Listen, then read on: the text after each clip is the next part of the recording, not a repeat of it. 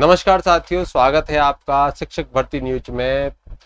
साथियों, आप सब कैसे हैं? आई होप आप सब अच्छे होंगे और आप सबके लिए एक महत्वपूर्ण जानकारी लेकर मैं उपस्थित हुआ हूं। देखिए, लो हो गया टीजीटी पीजीटी का नोटिफिकेशन जारी। क्या क्या होना जरूरी है फॉर्म के लिए, ये आज हम जानेंगे। तो टीजीटी पीजीटी के बारे में फुल डिटेल, क्यों कितनी सीटें आई हैं, और सबसे पहले हम जो बात करेंगे वो बात करेंगे किसकी?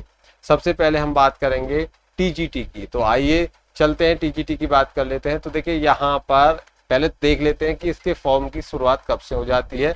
तो 9 जून से ये स्टार्ट है फॉर्म फिल करने, तो स्टार्ट हो चुके हैं। और 9 जून को ये ऑनलाइन फीस भी जमा कर सकते हो।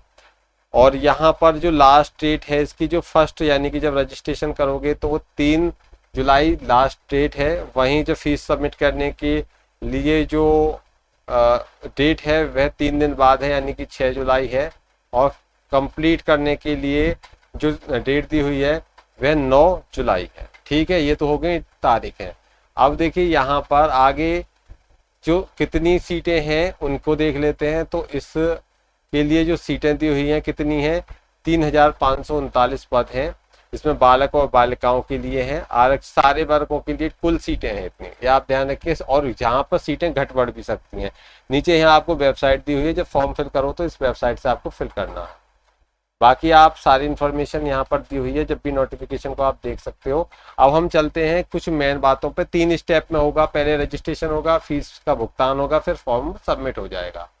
अब देखिए, प्रथम चरण में तो यही बातें हैं जो आप अपना नाम, पिताजी का नाम, ये सारे जो जानकारी पूछी गई हैं इनको आप फिल कर सकते हो। उसके बाद में दूसरे चरण में जो फीस है उसका पेमेंट कर सकते हो। नेट बैंकिंग से, कार्ड से पेमेंट कर सकते हो, या अदर पेमेंट के कोई भी मोड होंगे उससे आप कर सकते हो यहाँ पर। अब फीस की बात कर लेते हैं। तो फीस कितनी है? तो आरक्षित यानी कि सामान्य वर्ग के लिए 750 रुपये, हम तो कुल लगाएंगे 50 रुपये, ये ऑनलाइन शुल्क को जोड़ लीजिए। जो 700 में 50, तो 750 आपको कुल देनी है। और ईडब्ल्यूएस में 450 है, अन्य पिछड़ा वर्ग के 750 है, अनुसूचित जाति के 450 है, अनुसूचित जनजाति के लिए 250 है। स्वतंत्रता सेनानी, भूतपूर्व सैनिक और महिला, ये जिस जिस वर्ग से हैं, चाहे वो SC ST OBC या ईडब्ल्यूएस कोई भी वर्ग से आते हैं या फिर जनरल में आते हैं, तो उसी हिसाब से उनकी भी फीस कटेगी। बस जो विकलांग हैं वो जिस कैटेगरी से आते हैं उसकी आधी फीस वो पेमेंट करेंगे, ये आपको ध्यान रखना है। ठीक है। अब तीसरे चरण में आपको फोटो वगैरह उसमें लगाने हैं। और फोटो जो आप खिंचवाओ तो ध्यान रखिए कि जो बैकग्राउंड हो उसका सफेद हो या हल्का ग्रे कलर का हो सकता है, और कोई कलर उसमें नहीं चलेगा, ध्यान रखिए। बाकी इंफॉर्मेशन दी हुई है इसमें, जो भी है। जो आयु की गणना की जाएगी, मैं वही बात बताऊंगा जो जरूरी है जानने के लिए। बाकी तो आप पूरा नोटिफिकेशन पढ़ते रहोगे तो वीडियो लंबी हो जाएगी, तो महत्वपूर्ण बातें बताएंगे। तो यहाँ पर आयु 1 जुलाई 2022 को 21 वर्ष से कम नहीं होनी चाहिए, ये ध्यान रखिए। ज्यादा के बारे में कोई बात नहीं हुई है। और देखिए, यहाँ पर प्रशिक्षित स्नातक शिक्षक संवर्ग में जो 7वां लेवल है ग्रेड पे का, और ग्रेड पे है 4600 की जो ये जॉब है। और 44,900 से शुरू होकर 1,42,400 तक ये जाती है। और जो आरक्षण का लाभ मिलेगा उत्तर प्रदेश के निवासियों को ही आरक्षण का लाभ मिलेगा, ये आप समझ लीजिए अच्छे से। अब हम बात करेंगे कि इसमें देखिए लिखित परीक्षा होगी। परीक्षा का पैटर्न देख लेते हैं। लिखित परीक्षा होगी।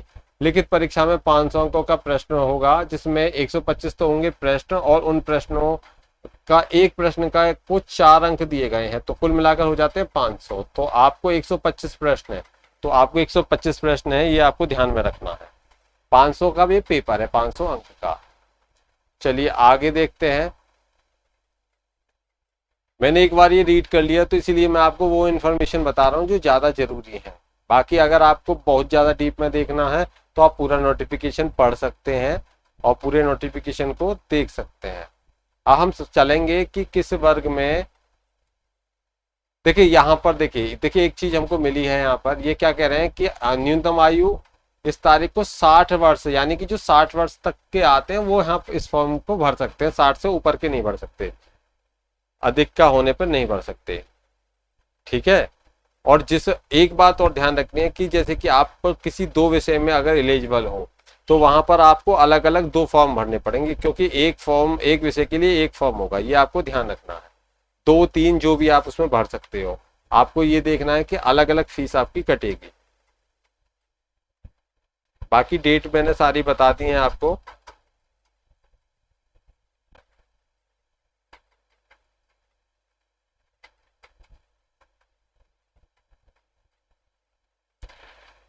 यहाँ तक इन्होंने ये इन्फॉर्मेशन दी है। देखिए एक ईडब्ल्यूएस वालों के लिए यहाँ पर एक विशेष बात बोली जा रही है, उसको आप ध्यान रखिए। क्या बोला जा रहा है ये नोट कीजिए। ऐसे, इसको पढ़ लीजिए आप। ऐसे अभ्यर्थी जो आर्थिक रूप से कमजोर वर्ग होने का दावा करते हैं, उन्हें ये सुनिश्चित कर लेना चाहिए कि उनके द्वारा एतदर्थ आवेदन के साथ प्रस्तुत प्रमाण पत्र क्रमिक विभाग उत्तर प्रदेश शासन द्वारा निर्धारित प्रारूप पर हो। यानी कि ऐसा नहीं है कि आपके पास में आप जो ईडब्ल्यूएस का सर्टिफिकेट नहीं है और आप उसको यस कर देते हो, आपके पास में होना जरूरी है उस तारीख का। ये अंतिम तिथि तक, जो आवेदन की अंतिम तिथि है उस अंतिम तिथि तक होना चाहिए, ये ध्यान रखिए आप।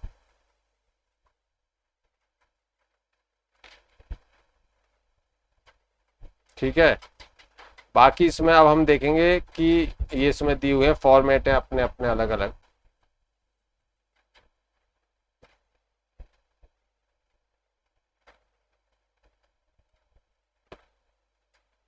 देखिए यहाँ देखिए बालक वर्ग में देख लेते हैं। प्रशिक्षित स्नातक बालक वर्ग में किसको कितनी, अगर आप इंग्लिश से हो और आपकी जनरल, तो टोटल सीट आई है 511, जिनमें ये जनरल की है, ये ओबीसी की 156, एससी की 79, एसटी की एक सीट है। अगर आप हिंदी से भर रहे हो तो 294 सीटें हैं जनरल के लिए, 125 सीटें हैं ओबीसी के लिए, और एससी के लिए जो 89 सीटें हैं, एक सीट यहाँ पर एसटी के लिए 509 है। तो मैं कंप्लीट सीट बताऊंगा। आप देखिए एसएसटी से भर रहे हो आप अगर, तो एसएसटी में 337 सीट हैं, गणित में 508 सीट है, वहीं जो संस्कृत है उसमें 264 सीट है टोटल। और बाकी आप देख सकते हो इसमें। और शारीरिक शिक्षा में 157 सीट है टोटल। और देखिए विज्ञान में 499, गृह विज्ञान में 139, कला में 132 और वाणिज्य में मात्र 38 है, और संगीत गायन में और भी कम है 7। वहीं कृषि से ओनली 47, 49 सीट हैं जीव विज्ञान में, और 12 सीट उर्दू में, संगीत वादन में 4। तो कुल मिलाकर सीट होती हैं 3213, जिसमें जनरल के लिए जो सीट है सामान्य वर्ग के लिए 1840, और जो आरक्षण एससी के लिए है जो यहाँ पर किसके लिए है, ये ओबीसी के लिए, ओबीसी के लिए है वो 866 है, 500 ये एससी के लिए है, 4 एसटी के लिए है। अब देखिए नीचे देखते हैं बालिका वर्ग में। बालिका वर्ग में कितनी सीटें, मात्र 300 टोटल सीट, जहां बहुत ज्यादा ये लगाया जा रहा था कि सीटें अच्छी आएंगी, लेकिन फिर भी सूखा ही सूखा पड़ा हुआ है। इंग्लिश में 46 सीट, 48 सीट हिंदी में, गणित में 25, सामाजिक में 46 सीट है मात्र, और 27 सीट मात्र संस्कृत में, शारीरिक शिक्षा में 13 सीट, और विज्ञान में 41, और 40 हैं गृह विज्ञान में, और 16 हैं कला में, और 16 ही संगीत में। जीव विज्ञान में 1 सीट है, उर्दू में 1 सीट है। तो कंपटीशन बहुत ज़्यादा टाइट है। अगर आपको लगता है कि आप अच्छी तैयारी कर रहे हैं टीजीटी पीजीटी की, तो आप फॉर्म को जरूर भरें, बिल्कुल भी ना छोड़ें। यहाँ पर योग्यताएं देख लेते हैं कि देखिए हिंदी के लिए क्या अनिवार्य योग्यता चाहिए। एक वीडियो में तो हम टीजीटी को दिखाएंगे, एक वीडियो में हम पीजीटी को दिखाएंगे। तो यहाँ पर हम इस वीडियो में हम दिखाने वाले हैं टीजीटी को, फिर दूसरी वीडियो में हम पीजीटी को। तो जो पीजीटी है वो जो पीजीटी वाली वीडियो देख सकते हैं। देखिए बीए, जो बीए से हैं, बीए हिंदी और संस्कृत के साथ, हिंदी वालों के लिए बीए होनी चाहिए संस्कृत और हिंदी के साथ इंटरमीडिएट या उसके समकक्ष परीक्षा हो, और बीएड कर रखा हो या उसके समकक्ष कोई डिग्री हो, या फिर उनके पास में बीए हो हिंदी और संस्कृत विषय के साथ, अथवा समकक्ष परीक्षा बीएड या अन्य कोई डिग्री है। तो अनिवार्य प्रशिक्षण अर्हता में देखें तो बीएड या अन्य समकक्ष डिग्री अनिवार्य होती है। अगर देखें तो बीएड, एमएड, पीएचडी जिनको वरीयता मिलेगी, अगर ये कर रखा है या किसी राष्ट्रीय स्तर का खेल कूद में है, तो ये प्रमाण पत्र लगा सकते हैं अपना। और गणित से गणित से कर रहे हैं उनके लिए देखिए, गणित से बीए अथवा बीएससी गणित में होनी चाहिए। गणित में प्रशिक्षित मतलब बीएड भी कर रखा है या उसके समकक्ष कोई डिग्री है, बीएड, एमएड, पीएचडी, राष्ट्रीय स्तर की खेल को ये है, तो फिर इनको और ज्यादा क्या मिलेगी, प्रायोरिटी मिलेगी। अब देखिए गृह विज्ञान में हम देखें तो गृह विज्ञान या गृह अर्थशास्त्र, होम इकोनॉमिक्स, या घरेलू विज्ञान, डोमेस्टिक साइंस, या गृह कला, होम आर्ट, ये हो, और बीएड इनका साथ में होना चाहिए, ठीक है। या गृह विज्ञान महाविद्यालय इलाहाबाद का टीसी, या फिर लेडी इरविन कॉलेज दिल्ली का डिप्लोमा, ये भी भर सकते हैं। बीएड या समकक्ष डिग्री साथ में अनिवार्य है। भारत में विधि द्वारा स्थापित किसी भी मान्यता प्राप्त विद्यालय से स्नातक उपाधि इनके पास होनी चाहिए। बीएड या उसके समकक्ष मान्य है, और बाकी ये वही जो हम पढ़ते आ रहे हैं ये है, तो प्रायोरिटी मिलेगी। आगे देखिए उर्दू में यहाँ पर दिया हुआ है, तो बाकी उर्दू देख लीजिए आप। इंग्लिश में क्या है, ये कुल मिला के आपकी ग्रेजुएशन में वो सब्जेक्ट होने जरूरी है।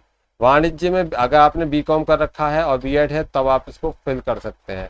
बीएससी में कृषि से बीएससी कर रखी हो और बीएड हो, ये लोग कर सकते हैं यहाँ पर। बाकी ये जो ड्राइंग वगैरह वाले हैं ये भी कर सकते हैं।